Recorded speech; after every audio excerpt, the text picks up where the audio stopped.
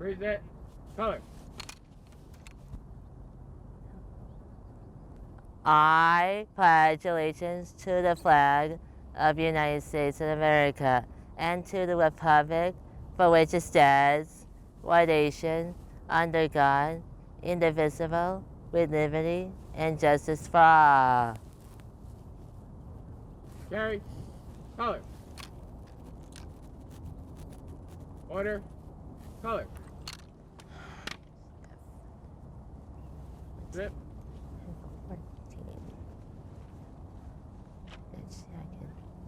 Ready. 2. Oh, say, can you see by the dawn's early light what so proudly we held at the twilight's last gleaming, whose broad stripes and bright stars through the perilous fight o'er the ramparts we watched were so gallantly streaming, and the rockets red glare, the bombs bursting in air, gave proof through the night that our flag was still there. Oh, say, does that star-spangled banner yet wave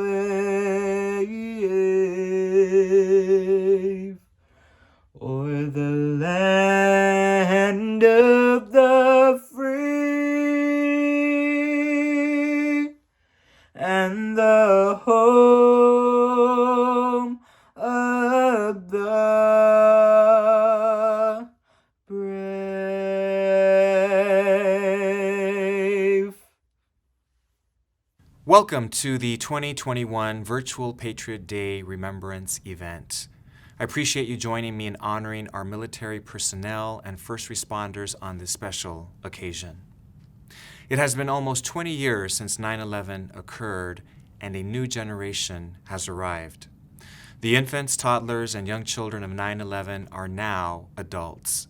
Some lost parents on that day, others lost siblings and friends, some served in the military or became first responders as a tribute to those who were lost. In many ways, the many examples of selflessness, service, and patriotism that was displayed on 9/11 can also be found within our own amazing RCOE staff and families who served in the military or as a first responder. Now, much like those who came of age as bombs were dropped at Pearl Harbor, the 9/11 generation did not seek to engage in a period of war. Evil came to America and Americans responded. While we're not able to gather and honor those who served and that are serving, I wanted to share a very special message in light of the 20th anniversary of 9/11. While the tragedy of that day happened a long time ago, the feelings that most Americans experienced on that Tuesday morning in September still pierce at the heart of our country. This atrocious attack compelled America into a military response that initiated the war on global terrorism. We honor the sacrifices of those who served in this fight against terror, and Americans' love and admiration for those who fought against it, along with the heroes and victims of 9/11, remains steadfast. As in any crisis, learning from it is a key piece to preventing future tragedies.